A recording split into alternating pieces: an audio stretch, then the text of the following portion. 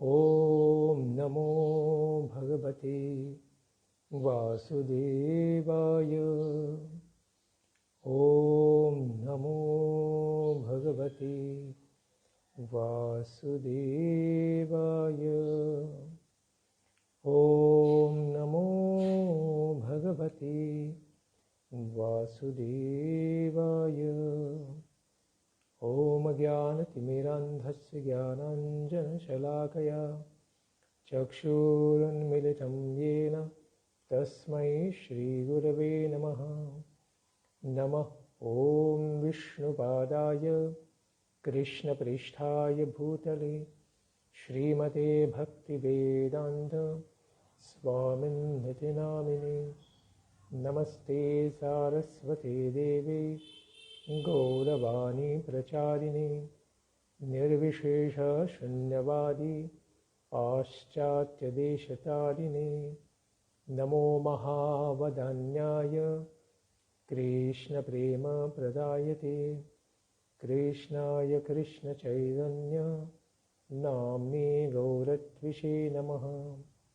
हे कृष्ण करुणा सिन्धु दीनबन्धो जगत्पते गोपेश गोपिका कान्त राधाकान्त नमोस्तुते।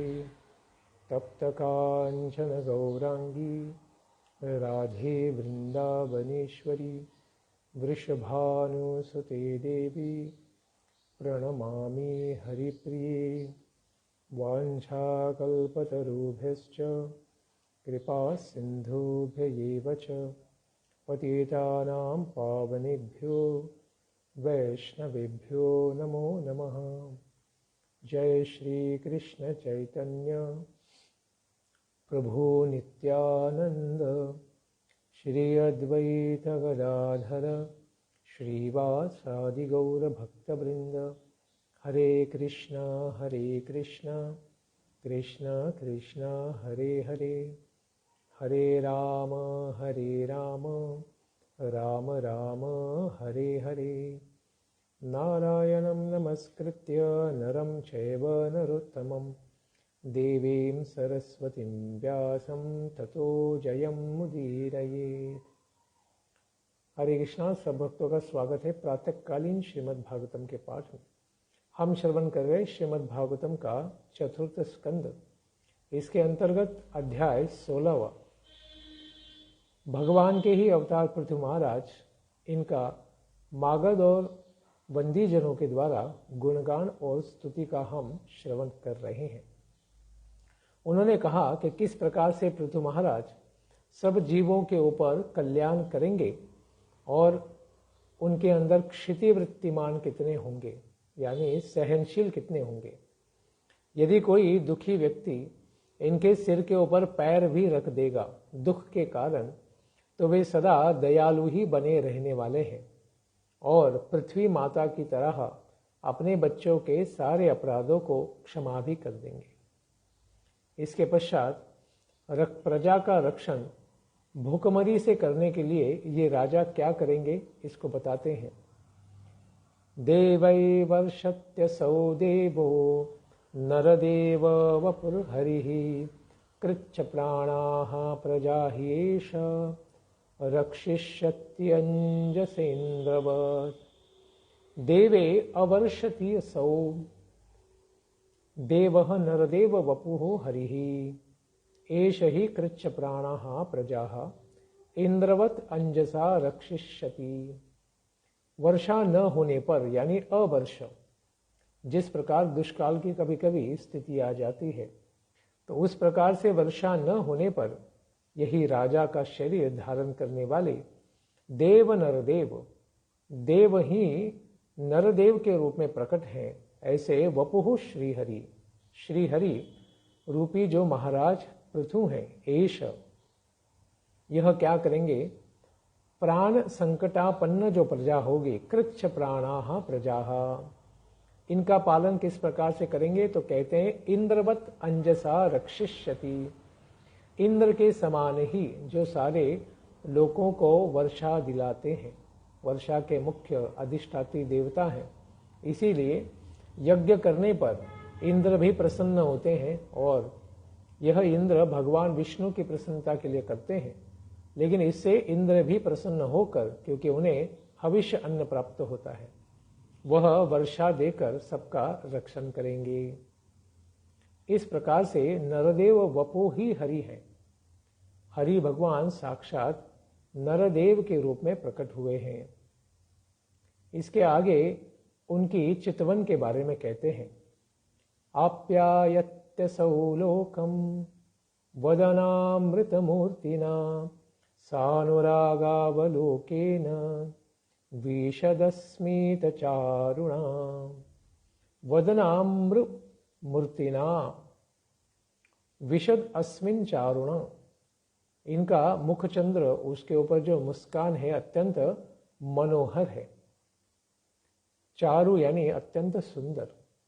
चारुणा सानुरागावलोकेन, और वे अत्यंत प्रेम भरी चितवन के द्वारा ही असौ लोक आप्यायति, संपूर्ण लोकों को बड़ा आनंद प्रदान करने वाले हैं और उसी में मग्न कर देंगे, क्योंकि इनका मुख ही स्वयं चंद्रमा के समान अत्यंत आह्लाददायक है, न कि सूर्य की तरह तपाने वाला। उसके द्वारा तथा प्रेमपूर्ण चितवन के द्वारा और मनोहर मुस्कान के द्वारा ये लोगों को और लोकों को आप्यायित यानी आह्लादित करेंगे, परिपुष्ट बनाएंगे, इस प्रकार का कर्म करेंगे। इस श्लोक में वर्तमान निर्देश क्यों किया गया है? क्योंकि अभी भी वे अत्यंत मंद मंद मुस्काते हुए, आह्लाददायक स्मित हास्य करते हुए सारे प्रजा की ओर अपना कारुण्य कटाक्ष फैला रहे हैं। इसलिए वर्तमान सामीप्ये भूतवद्वा, इस सूत्र के अनुसार भूत निर्देश भी किया गया है, क्योंकि जो अत्यंत समीप है उसे भी कभी कभी भूतकाल के रूप में उपयोग कर लिया जाता है, या भूतकाल के जैसा ही उपयोग हो जाता है। आशंसा के भी अर्थ में तो भूतवत निर्देश होता है। इस प्रकार से, क्योंकि आपने पहले भी अनेक अवतार लेकर सारे संसार के जीवों को और खास करके आपके भक्तों को आनंदित किया है, आह्लादित किया है, इसीलिए अभी भी आप ऐसा ही कर्म करेंगे। इस प्रकार से राजा होने पर क्या हर वस्तु के बारे में अत्यंत व्यावहारिकता दिखाने के कारण क्या उनकी गुप्त चीजें प्रकट नहीं हो जाएंगी? तो इसके लिए कहते हैं, अव्यक्तवर्त्मेश निगूढ़ कार्यो गंभीर वेधा उपगोप्त वित्तः अनंत महात्म गुणैक धामा पृथु प्रचेता इव संवृतात्मा। एष पृथु अव्यक्त वर्त्मा निगूढ़ कार्य। पृथु महाराज की गति को कोई नहीं जान पाएगा कि वे किस प्रकार से संकल्प कर रहे हैं और किस दिशा में अपना विचार रख रहे हैं, क्योंकि वे निगूढ़ कार्य होंगे, यानी इनके सारे कार्य मंत्रणाएं गुप्त होंगी, प्रकट नहीं हो पाएंगी। इसीलिए कहते हैं उपगुप्त वित्तः। उन कार्य को प्रकाशित करने के लिए वे अत्यंत गंभीर होंगे, और इसीलिए अपना जो धन है उसे वो क्या करेंगे, अत्यंत सुरक्षित रखेंगे, क्योंकि राजा के लिए अत्यंत आवश्यक है कि वो अपना कोष जो है, धन का जो कोष है, उसे संरक्षित रखे। एक सामान्य व्यक्ति के लिए भी उसका धन या वित्त को अच्छी तरीके से संभाल रखना अत्यंत आवश्यक होता है। उसके बिना वो परिवार या अपने जीवन का भी ठीक से पालन नहीं कर पाता है। इसीलिए महाराज भी उपगुप्त वित्त होंगे, यानी वो वित्त को हमेशा गुप्त रखेंगे। अनंत महात्म्य गुणैक धामा, वो किस प्रकार के धाम हैं? अनंत महात्म्य, महत्ता के और गुणों के एकमात्र, एक गुण एक धामना आश्रय होंगे, यानी सारे गुण उनके अंदर निवास करेंगे। भगवान श्री हरि का भक्त बनने से भी यह आशीर्वाद प्राप्त हो जा रहा है कि हर सारे देवताओं के गुण उनके अंदर विराजमान हो जाते हैं। इसीलिए कहते हैं किस प्रकार से प्रचेता इव संवृतात्मा। इस तरह मनस्वी पृथु वरुण के समान ही होंगे या प्रचेताओं के समान ही होंगे, इस प्रकार से वे कहते हैं। क्योंकि समुद्र चरत्वेन वरुणस्याप्येते गुणा द्रष्टव्यः, समुद्र में रहने वाले वरुण में भी इसी प्रकार के गुण विद्यमान होते हैं, इसलिए उनकी तुलना वरुण देव के साथ भी की गई है। इनके प्रवेश करने और निकलने का मार्ग कभी व्यक्त नहीं होगा, क्योंकि राजा जो है अपनी राजसभा में कहाँ से कौन से दरवाजे से या मार्ग से आएंगे ये कोई बता नहीं सकता है। इस प्रकार से गुप्त पद्धति से उनकी गति या विचरण होगा। पूरा होने से पहले इनके द्वारा किए जाने वाले कार्यों को कोई नहीं जान सकेगा। उस कार्य को ये किस लिए कर रहे हैं, क्या प्रयोजन है उसका, इस तरह से उनके अभिप्राय को भी कोई नहीं जान पाएगा। इनका धन भी अत्यंत सुरक्षित होगा। इस प्रकार के दिव्य और अनंत महात्म्य के साथ, गुणों के साथ एकमात्र आश्रय भगवान विष्णु का ही इनमें निवास होगा। ये संयत मूर्ति होंगे, यानी सारी इंद्रियों को खास करके मन और बुद्धि को सर्वथा नियंत्रित कर पाएंगे। और पहले ही कहा है कि वरुण देव की तरह ही इनके अंदर सारे दिव्य गुण विराजमान होंगे। दुरासदो दुर्विशः आसन अपि विदूरवत् नैवाभिभवितुं शक्यो वैनारण्योत्थितो नलः। वेन अरण्योत्थितो नलः, तो महाराज पृथु जो है, जो वेन के पुत्र हैं, अरुणी के प्रकट हुए अग्नि के समान ही, अनल यानी अग्नि, दुरासदः दुर्विशः, अपने शत्रुओं के लिए तो किस प्रकार से होंगे, अत्यंत दुरासद यानी दुर्घर्ष, जिनके साथ संघर्ष करना अत्यंत कठिन होगा।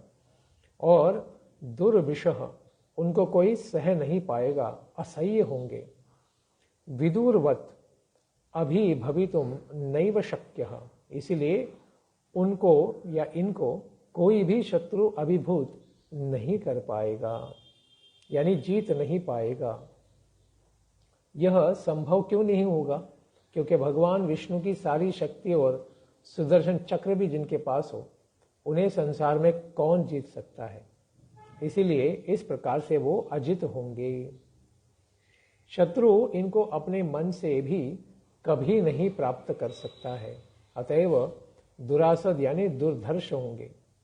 शत्रु इनके पराक्रम को कभी भी परास्त नहीं कर पाएंगे और कोई इनको अपने पौरुष से भी अभिभूत यानी बहुत ज्यादा आकर्षित भी नहीं कर पाएगा। ये वेन रूपी अरणी से प्रकट हुए हैं अग्नि के समान, क्योंकि अरणी के वृक्ष की जो शाखा है उसी को एक दूसरे के साथ संघर्ष करने से अग्नि को प्रकट किया जाता है, जिससे यज्ञ किया जा सकता था। तो जिस अरणी का यहाँ पर संघर्ष किया गया था, घर्षण किया गया था, मंथन किया गया था, वो था वेन का शरीर। उसी से प्रकट हुए थे पृथु महाराज और अर्ची देवी। इसीलिए यहाँ पर उन्हें वेन रूपी अरणी से प्रकट अग्नि करके यहाँ पर विशेषण दिया गया है, वेनारण्योत्थितो नलः, इस प्रकार से विशेषण बना है। और अंदर बाहर से ये कैसे होंगे? अंतर्बहिश्च भूतानां पश्यन् कर्माणि चारणैः उदासीन इवाध्यक्षो वायुरात्मेव देहिनाम्। देहिनाम् अध्यक्षो वायुः रात्मेव चारणैः भूतानाम् अंतर्बहिश्च कर्माणि पश्यन् उदासीन इव। देहिनाम यानी देह जो धारण करते हैं, ऐसे हमारे जैसे सारे जीव, इनके भीतर वे क्या होंगे? अध्यक्षो वायु। शरीर में अध्यक्ष कौन है? जिसको प्रश्नोपनिषद में कहा गया है कि इस शरीर में भौतिक रूप से जितने भी देवताएं हैं उनमें प्राण वायुदेव प्रमुख हैं। इसीलिए कहते हैं देहिनाम अध्यक्षो वायु। देह के भीतर जो अध्यक्ष रूपी प्राण है वही सूत्रात्मा के भीतर रात्मेव चारणै ही भूतानाम अंतर्बहिश्च, भीतर बाहर से समस्त व्यापारों को देख कर भी उसके प्रति उदासीन रहता है। वो सिर्फ कर्म करने वाले जो आत्मा है इस संसार में, उनको बस क्या करते हैं, उनके कर्मों को सिद्ध करने के लिए मदद करते हैं, स्वयं कुछ भी नहीं करते। इसलिए कहा गया है कर्माणि पश्यन् उदासीनीव, कर्मों को करते हुए बनते हुए या होते हुए देखते हैं, लेकिन फिर भी उदासीन ही रहते हैं, उसमें कर्ता भावना कभी नहीं रखते हैं।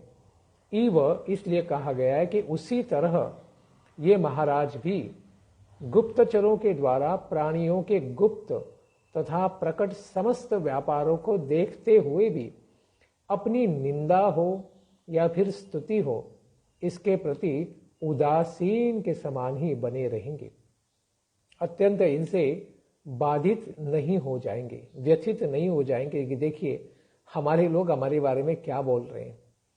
तो इस प्रकार से बस जानकारी तो रखेंगे, क्योंकि राजा का कर्तव्य है कि वे सब जीवों के कल्याण के लिए उनके क्या क्या विचार है इनको जाने, राज्य के बारे में, राजा के बारे में, रहने के बारे में, या दूसरे लोगों के बारे में क्या क्या उनके विचार हैं, इनको जानकर राज्य का अच्छे से प्रशासन कर सके। तो पिता को भी ऐसे ही होना चाहिए कि घर में हर एक के मनोभाव को समझे, लेकिन सबके कल्याण के लिए कार्य करे और अपने प्रति होने वाली निंदा और स्तुति को ज़्यादा प्रभावित न हो जाए, आसक्त न हो जाए, उसे उदासीन भाव से उसे स्वीकार करना चाहिए। जिस प्रकार से शरीर में वायु देवता सारे कार्य संपन्न करते हैं, लेकिन फिर भी कर्ता का भाव कभी धारण नहीं करते। इस प्रकार से क्या वे अपने पुत्रों को दंड करेंगे? क्योंकि वो लोग, उनके मनोभाव अगर गलत होंगे तो क्या उनके ऊपर वो दंड की नीति अपनाएंगे? इसको बताते हैं। नादंड्यम दंडयत्तेष सूदमात्मद्विदु सूदमात्मद्विषामपि दंडयत्यात्मजमपि दंडम धर्मपथे स्थितः।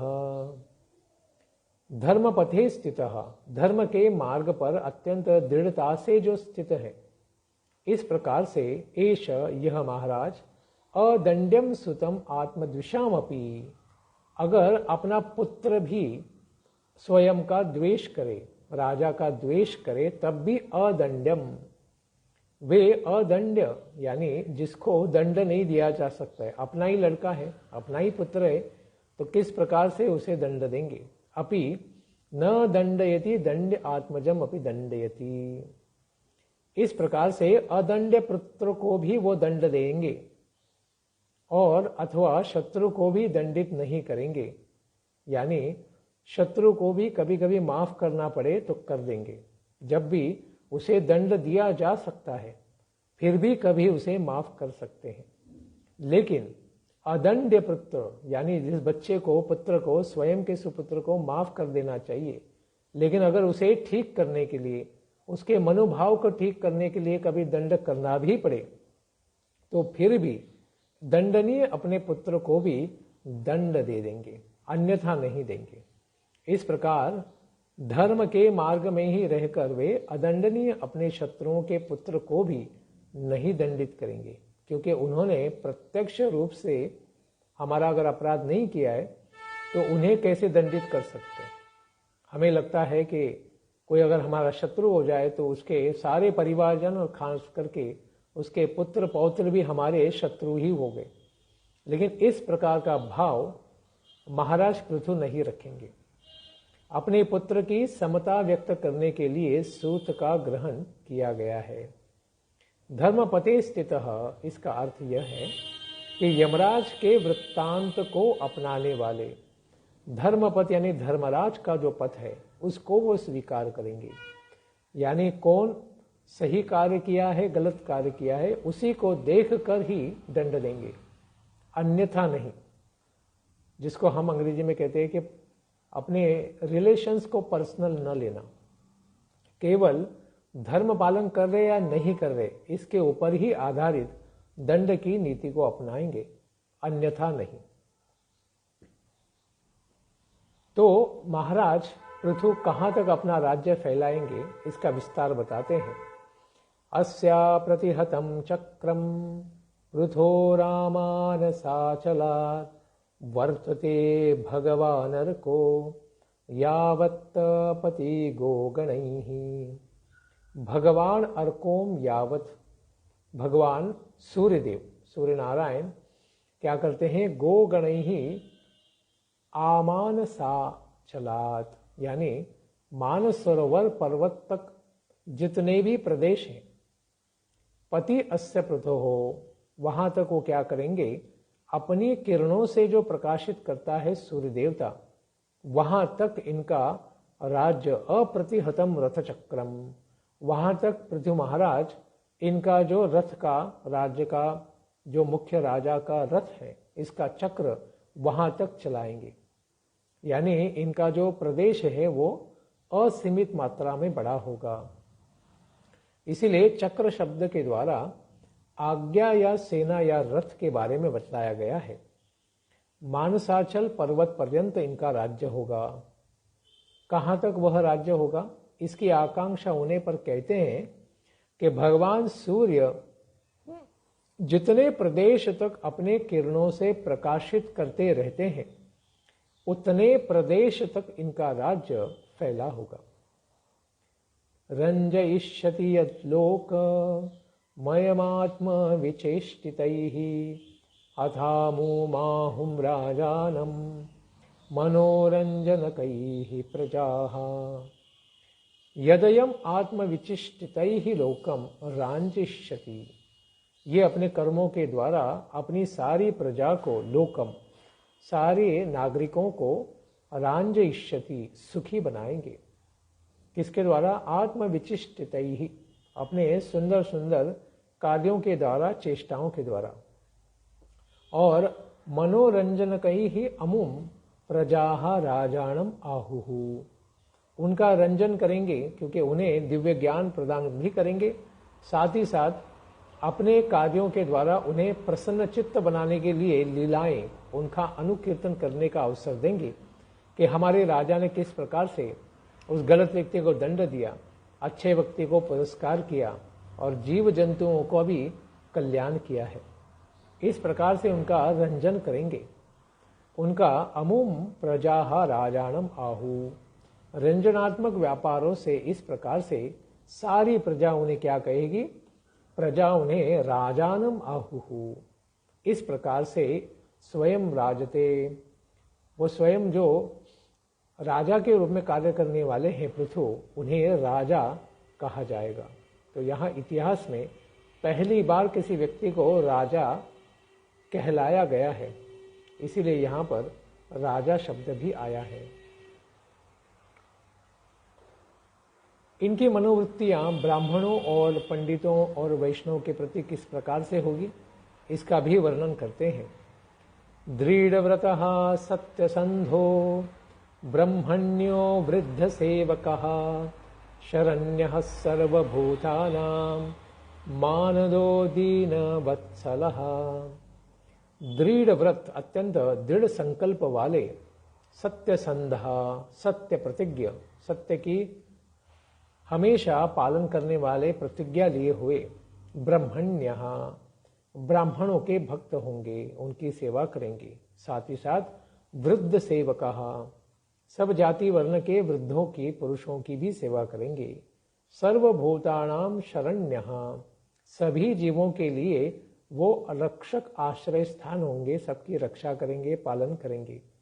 मानदः, सभी प्राणियों को सम्मान करेंगे, जो धर्म पालन करने वाले जीव हैं सबको वो मान देंगे। दीन वत्सलः, और जो दीन दुखी हैं उन सब के ऊपर कृपा करेंगे, दया करेंगे। और माताओं के प्रति उनका भाव कैसा होगा, मातृभक्ति परस्त्रीषु पत्न्यामर्ध इवात्मनः प्रजासु पितृवत् स्निग्धः किंकरो ब्रह्मवादिनां। परस्त्रीषु मातृभक्ति ही पत्न्याम आत्मनः अर्ध इव। दूसरे की अगर स्त्री हो, पत्नी हो, तो उसे माता के समान ही वो भक्ति रखने वाले होंगे। जैसे कहा गया मातृवत परदारेषु, परस्त्रीषु मातृभक्ति, माता की तरह ही भक्ति भाव या सेवा भाव, क्योंकि भज सेवायाम धातु के अनुसार मातृ की सेवा, माता की सेवा जिस प्रकार से करते हैं उसी प्रकार से परस्त्रीषु, दूसरी की स्त्री में उसी प्रकार का भाव रखेंगे। और पत्न्याम स्वयं अपनी पत्नी माता अर्ची में आत्मनः अर्ध इव, स्वयं के आधे यानी आत्मा के ही समान अर्ध अंग मानेंगे, यानी अत्यंत प्रेम करने वाले होंगे। प्रजासु, अपने प्रजा के प्रति, पितृवत स्निग्धः, अत्यंत समान रूप से प्रेम करने वाले, स्नेह भाव रखने वाले पिता के समान होंगे। और ब्रह्मवादी नाम किंकरः, जो ब्रह्मवादी है, ब्रह्म परब्रह्म भगवान का दिव्य ज्ञान और अनुशीलन करने वाले जो विद्वत जन है, वैष्णव जन है, ज्ञानी जन है, योगी जन है, इन लोगों के प्रति किंकरः, किम करोमिति किंकरः, सेवक का भाव रखेंगे कि हम किस प्रकार से आपको धर्म में आगे बढ़ने के लिए मदद कर सकते हैं। तो हर प्रकार से साधु संतों की सेवा के लिए वे उत्साहित रहेंगे। इसी के साथ दूसरे जीवों के प्रति किस प्रकार का भाव रखेंगे तो बताते हैं, देहिनामात्मवत् प्रेष्ठः सूरुदाम नंदिवर्धनः मुक्त संग प्रसंगोयम दंडपानी रसाधुषु। देहिनाम आत्मवत् प्रेष्ठः सूरुदाम नंदिवर्धनः, ये दूसरे जीवों के लिए देही नाम, जो देह को धारण करने वाले जीव हैं, आत्मवत प्रेष्ठः, उनको अपने समान ही प्रिय मानेंगे। सूरुदाम नंदिवर्धनः, और वे अपने सुहृदों के प्रति इतना स्नेह भाव रखेंगे कि उनका आनंद का सदा अपने प्रेम और वात्सल्य भाव से वर्धन करते रहेंगे, वृद्धि ही करते रहेंगे। अयम मुक्त संगः, ये वैरागी समान या वैराग्य के संपन्न जो पुरुष हैं, इनसे अधिक प्रेम करेंगे। अयम मुक्त संगः, संसार के भौतिक संसाधन और भोग की वृत्तियों से जो निवृत्त हो चले हैं, इस प्रकार के जो साधु और वैरागी जन होंगे, ऐसे मुक्त संगों के प्रति उनका प्रसंगः, अत्यंत आसक्ति होगी, उनसे हमेशा श्रवण करेंगे, उनका अनुकीर्तन करेंगे। और असाधुषु, जो असाधु हैं, दुष्ट हैं, वो दुष्टों के ये दंडपाणी ही, राजा के समान, धर्मराज के समान, यमराज के समान सदा हाथ में दंड लेकर उनको दंडित करने के लिए उद्यत होंगे। अहिंसा का नाटक नहीं करेंगे। जहां पर दंड नीति अपनानी चाहिए दुष्टों के निर्दलन के लिए, वहां तुरंत अपना यमदंड लेकर वे उनको दंडित करेंगे, प्रताड़ित करेंगे और उन्हें धर्म के रास्ते पर पुनः वापस ले आएंगे। इसलिए नंदी सुख को कहा गया है, जो अपने प्रिय करने वाले जो सारे सखागण हैं उनको आनंदित करेंगे, वैरागी जनों से प्रेम करने वाले होंगे और अपराधियों के अपराध की कभी उपेक्षा नहीं करेंगे, उन्हें अवश्य ही दंड देंगे। तो यह महाराज किनके समान है? वैसे तो वे राजा हैं हमारे, तो नरदेव तो हैं ही, लेकिन वे साक्षात भगवान की कला है, इसका भी जो ब्रह्मा जी ने पहले ही कहा है उसी को पुनः दोहराकर गुणगान करते हैं। अयम तु साक्षात् भगवान् त्र्यधीश कुटस्थ आत्मा कलयावतीर्णः यस्मिन्न विद्यारचितं निरर्थकं पश्यन्ति नानात्वमपि प्रतीतम्। अयम तु साक्षात् न्यायाधीश भगवान कूटस्थ। अरे यह तो साक्षात त्रिलोकाधिपति वैकुंठवीपति नारायण कूटस्थ सारे जीवों के हृदय के अंदर परमात्मा के रूप में छुप कर बैठे हुए हैं। आत्मा कलया अवतीर्ण, यह तो साक्षात नारायण है जो अपनी कला के साथ अत्यंत अपने प्रिय भक्तों के हृदय में जैसे भगवान नारायण विराजमान करते हैं, लेकिन इस बार तो अपने ही कला विस्तार अंश रूप में अवतीर्ण हुए हैं। यस्मिन अविद्या रचितम प्रतितम, और यह संसार या इनमें पंडित जन जो अविद्या रचित तथा प्रतीत होने वाले इस नानात्व भौतिक संसार को जो मिथ्या मानते हैं, लेकिन यह संसार तो कैसा है, सत्य है, लेकिन इसके अंदर आध्यात्मिक कर्म न करने वाले जीव तो अविद्या रचित इस संसार को अविद्या में ही गिरने के कारण भगवान को प्राप्त नहीं कर पाते हैं।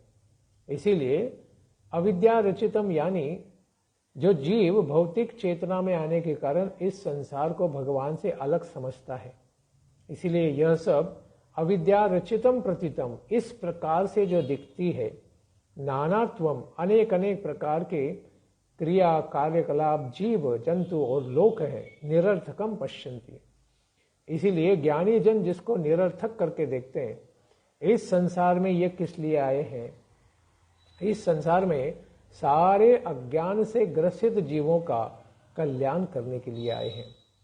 इसलिए महाराज पृथु अत्यंत महान है और उनकी कृपा हमेशा प्राप्त होती रहेगी। इसीलिए भगवान स्वयं ही अपनी कला रूप में विस्तार रूप में यहाँ पर प्रकट हुए हैं और सारे जीवों का कल्याण करने आए हैं। अयम भुवो मंडलमोदयात् उर्गोप्तैकवीरो नरदेवनाथः आस्थाय जैत्रं रथमात्तचापः पर्यस्यते दक्षिणतो यथार्कः। अयम आ उदयाद्रेहे भुवो मंडलम गोप्ता, ये उदयाचल पर्यंत भूमंडल के रक्षक होंगे। भूवो पृथ्वी के, मंडलम गोप्ता जानकारी रखने वाले, रक्षण करने वाले होंगे। ऐसे अद्वितीय एक वीर, ऐसे अद्वितीय वीर नरदेव नाथ, सारे प्रजा के ये क्या है और राजाओं के भी अधिराज होंगे। नरदेव यानी राजा, नाथ नरदेवस्य नाथ, तो सारे राजाओं के भी ये नाथ होंगे। जैत्रम अपने जैत्र रथ पर, रथम आस्थाय उस दिव्य रथ के ऊपर बैठकर, आत्तचापः अर्क यथा दक्षिणतः पर्यस्यते, वे क्या करेंगे, अपने हाथ में धनुष चाप बाण धारण करके क्या करेंगे, सूर्य के समान ही क्या करेंगे, प्रदक्षिणा करेंगे। किसकी, संवत्सर की, यानी ध्रुव तारा को क्या करते हैं, दाहिने ओर रख के सारे ग्रहलोक और खास करके सूर्य देव जिस प्रकार से परिभ्रमण करते हैं, उसी प्रकार से यह भी उन्हीं की तरह चमकते हुए परिभ्रमण करेंगे और सब पृथ्वी का, सब लोकों का पालन करेंगे। तो यहाँ पर भी श्रीमद् भागवत में स्पष्ट रूप से प्रमाण मिलता है कि सूर्य पृथ्वी के चक्कर काट रहा है, न कि मूर्ख साइंटिस्ट कहते हैं, शास्त्रज्ञ कहते हैं, जो अशास्त्रज्ञ हैं, अविद्याग्रसित जो जन हैं, वो लोग कहते हैं कि पृथ्वी सूर्य के चक्कर काट रही है। लेकिन यहाँ स्पष्ट रूप से कहा गया है कि पृथ्वी का रक्षण करने के लिए वे सूर्य की भांति पृथ्वी का चक्कर काटेंगे, यानी प्रदक्षिणा सूर्य देव, सूर्य ग्रह पृथ्वी का कर रहा है। इस प्रकार से स्पष्ट रूप से यहाँ पर भी उल्लेख मिलता है। इसके पश्चात पृथु महाराज के बारे में, वे जब इतना पालन पोषण करेंगे तो उनके जो राज्य के नागरिक हैं वो उनके कल्याण के लिए क्या करेंगे, तो कहते हैं अस्मै नृपाला किल तत्र तत्र बलिम हरष्यन्ति स लोकपालः मंस्यन्तेषां स्त्रियादिराजं चक्रायुधं तद्यश उद्धरन्त्यः। अस्मै तत्र तत्र नृपालाः स लोकपालाः बलिम हरिष्यन्ति, इनको स्थान स्थान पर राजागण और लोकपालगण क्या करेंगे? बलिम हरिष्यन्ति, उपहार देकर इनकी सेवा करेंगे, इनको सुखी करेंगे। एषां स्त्रियः तद यशः उद्धरन्त्यः चक्रायुधम मम्स्यन्ते, उन सबों की स्त्रियां फिर इनके यशों का गुणगान करेंगी, गीत रच के उनको गाएंगी। गीतों की रचना होगी और उनका गायन भी किया जाएगा। और इनको आदिराज भगवान विष्णु ही चक्रायुधम मन्स्यन्ते, जो सुदर्शन चक्र हाथ में धारण करने वाले भगवान नारायण हैं, विष्णु हैं, उन्हीं के समान महान मानेंगी। तो सारी प्रजा भी इनको प्रसन्न करती रहेगी। इस प्रकार से राजा वही है जो प्रजा उसे प्रेम करे और राजा प्रजा के ऊपर पुत्रवत स्नेह करे। इसी प्रकार से दिव्य चरित्र होगा महाराज पृथु जी का, जो अभी कलयुग में देखने को नहीं मिलेगा, क्योंकि अभी सब आसुरिक शासन है। इस प्रकार से राजा अभी है नहीं, लेकिन जब राजा होते हैं तो इसी प्रकार का कल्याण सब जीव प्राप्त कर सकते हैं। तो पृथु महाराज का और गुणगान हम श्रवण करेंगे कल के प्रातःकालीन सत्र में। धन्यवाद। हरे कृष्णा। ग्रंथराज श्रीमद् भागवतम की जय। निताय गौर प्रेमानंदे। हरि हरि बोल।